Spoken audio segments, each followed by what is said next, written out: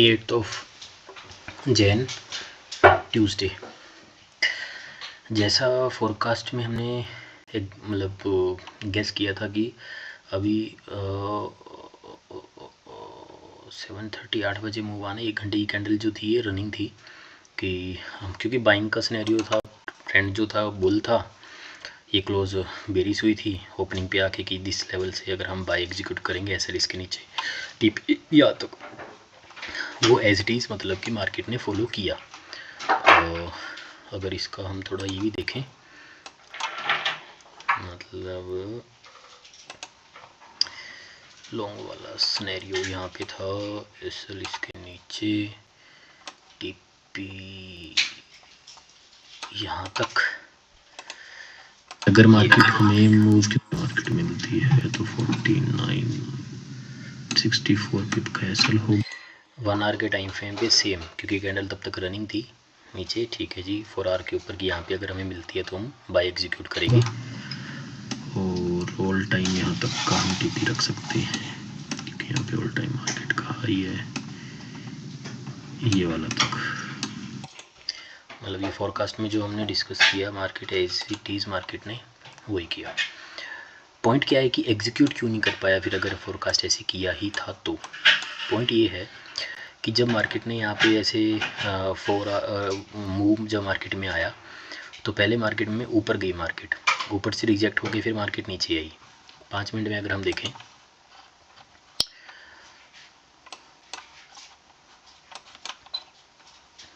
ये पहले bull move आया, फिर अगली कैंडल बुल बनी, बेरिश बनी, अगली कैंडल पूरी बेरिश बनी, ठीक।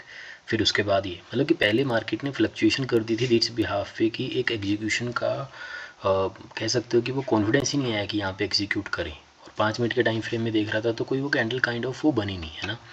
और जब मैंने अब आज एक नई चीज़ जो मतलब कि काफ़ी लैकिंग हो रहा था मेरे से, वो चीज़ें मेरे को आज अपडेट क्या मिली, सीखने को क्या मिली, मतलब काफ़ी बहुत ही बढ़िया, मतलब कि कह सकते हो कि ट्रेडिंग में इम्प्रूवमेंट वाला जो पॉइंट मुझे आज पता लगा वो क्या।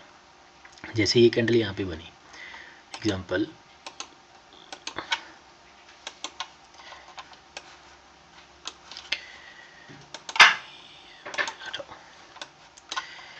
जैसे ये कैंडल आज यहाँ पे बनी, रेजिस्टेंस के पास बनी, ओके। अब इस कैंडल पे मान लो कि ठीक है जी मैंने सेल ले लिया, मैंने यहाँ पे इस कैंडल पे सेल ले लिया, एसएल जस्ट इसके ऊपर, इतना ही एसएल बना मेरा, ठीक है जी। टीपी एक्सपेक्ट मैं यहाँ पे कर रहा था। अब इस कैंडल में एसएल क्यों हुआ, और ये क्या यहाँ पे सेल लेने बनता था, रेजिस्टेंस भी बनी है, 5 मिनट में बनी है। पॉइंट देखो, कैंडल बन जाए, ठीक है जी बन जाए, नेक्स्ट कैंडल नहीं, अगर इसका लो ब्रेक किया होता तो हम एक वैलिड सेल यहाँ पे मानते, एसएल इसके ऊपर रखते।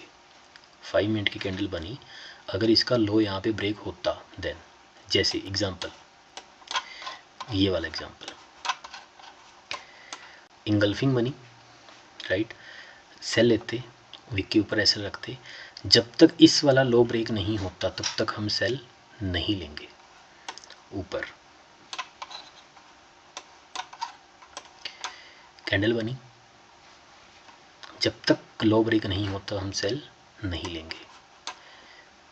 कैंडल बनी क्योंकि रेजिस्टेंस के पास है ऊपर हमारा ना, एक तो रेजिस्टेंस का जोन है ये जो हमने मार्क किया हुआ था ऊपर, ये वाली जो रेंज थी वो रेजिस्टेंस की रेंज थी। कैसे, ये देखो वीक के टाइम फ्रेम में एक रेजिस्टेंस था, ये ऑल टाइम हाई का एक रेजिस्टेंस था कि मार्केट यहाँ पे आएगी तो एक बार फॉल तो करेगी ही करेगी। डे के टाइम फ्रेम में थोड़ा और बेटर हमें क्लियर हो रहा था। 4 आवर में जाएंगे तो 4 आवर में भी एक अच्छा रेजिस्टेंस यहाँ पे ये था, एक रेंज थी, डन। तो 5 मिनट में ये लेवल बना,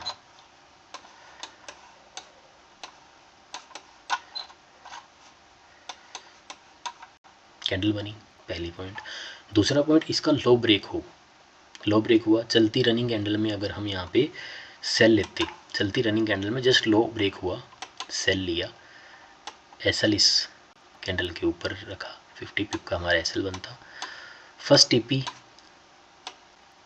यहाँ तक जो कि इजली हिट हुआ 71, second TP this one easily hit हुआ, मतलब 160 पिप का टीपी इजली था, है ना। तो ये सिनेरियो। अब ये होना चाहिए मेजर रेजिस्टेंस पे। अब जैसे मान लो यहाँ पे, क्योंकि मार्केट में सेलिंग प्रेशर इतना ज़्यादा आ रखा है ना, और यहाँ पे जैसे ये वाली बुलिश बनी कैंडल, इसका हाई ब्रेक करे, ये हाई ब्रेक कर दिया। अब इसमें क्या है कि हमारा रिस्क रिवॉर्ड बहुत अच्छा रहेगा। इसके ब्रेक करते ही यहाँ पे हमने बाय ले लिया। अब बाय के बाद इस कैंडल के नीचे हम अपना एसएल रखेंगे। पर अब ये नहीं ना कि मार्केट ऐसे ही रेंज करती रहेगी हमारे पूरे उसके बिहाफ पे, है ना, क्योंकि वो एक मूव देगी है, फिर रिट्रेस कर गई है, कैंडल कन्फर्मेशन भी हमें यहाँ पे चाहिए। अब टाइम जो है वो 10:30, मतलब 1 घंटे की कैंडल क्लोज हो गई है। अब आप 1 घंटे की कैंडल का भी हमें एस्टिमेशन लगाना है कि 1 घंटे की कैंडल बेरिश क्लोज हुई है, तो हमें क्या लगता है कि हम यहाँ पे बाय ले रहे हैं तो ऊपर तक जाएगी? नहीं, मतलब ये काम करती है 5 मिनट में, बट 1 घंटे की कैंडल की कन्फर्मेशन हमें चाहिए होती है कि वो रेजिस्टेंस के ऊपर है या नहीं है। हम यहाँ पे ट्रेड जो ले रहे हैं, बाई की ट्रेड ले रहे हैं और उसके बीच में ले रहे हैं।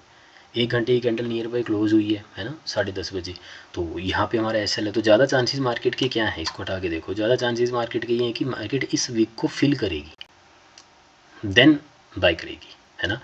और नेक्स्ट 5 मिनट में अगर देखो आज जो हुआ, जहाँ से मार्केट ने बाय मूव किया,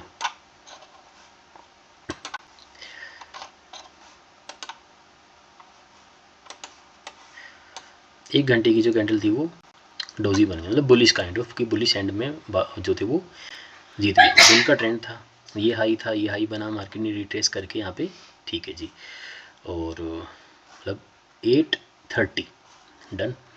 उसके बाद 5 मिनट में गए,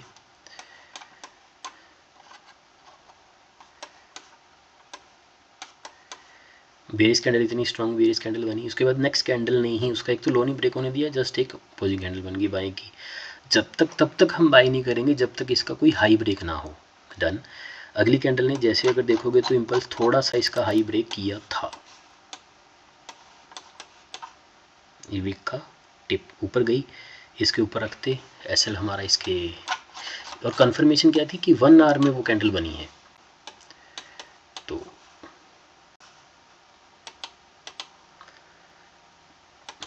बाय लेते एसएल इसके नीचे, टीपी जो हमारा ऊपर तक का होता इजली था, है ना। मतलब ये 1 आवर की कंफर्मेशन के बाद की ये सेटअप बहुत अच्छा काम करता है, पहला। दूसरा, बड़े टाइम फ्रेम में सपोर्ट और रेजिस्टेंस के ऊपर होना चाहिए ये वाला। तो आज की ट्रेड का अपडेट यही था, एक ही ट्रेड ली थी और उसके अंदर एसएल हो गया था। तो 5 मिनट में जब भी हम इस चीज़ को ध्यान कंसिडर रख सकते हैं, कर सकते हैं। और नेक्स्ट जब भी हम अपडेट करेंगे तो हम इस चीज़ को भी अपडेट करेंगे। अब जैसे बीच में था तो हमने यहाँ पे बाई ले ली, ठीक है जी, अगली कैंडल ने इसका वो किया, इस वीक के नीचे हमने एसएल रखा अपना, और टीपी हम यहाँ तक एक्सपेक्ट कर सकते हैं। देखते हैं इसका क्या है, क्योंकि एसएल होने के चांसेस इसमें ज़्यादा है, बट फिर भी लेट्स सी नेक्स्ट डे की ट्रेड अपडेट में मैं इस चीज़ को अपडेट करूँगा कि यहाँ पे होता क्या है।